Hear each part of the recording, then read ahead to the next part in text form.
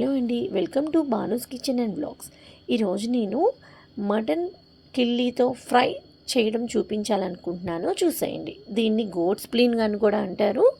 మీరేమంటారో చెప్పండి.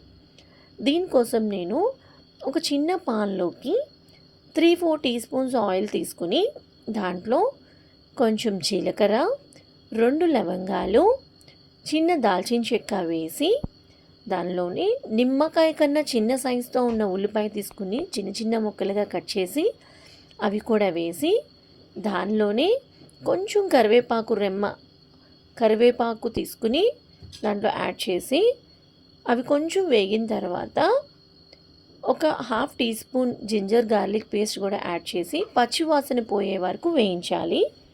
వేయించిన తర్వాత కిల్లీ ఉంది కదా, మటన్ కిల్లీ, ఆ కిల్లీ పీసెస్ని కూడా దీంట్లో వేసి వేయించాలి.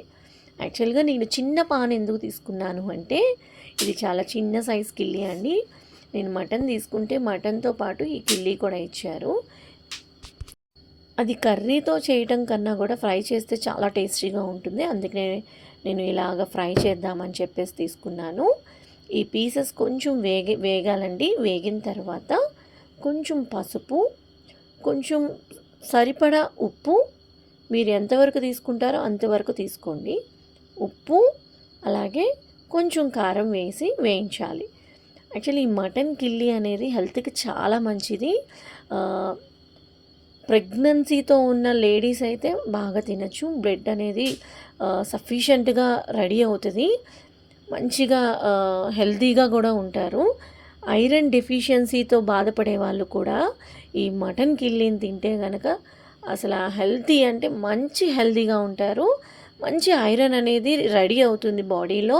అలాగే ప్రోటీన్స్ కూడా పుష్కలంగా దొరుకుతాయండి.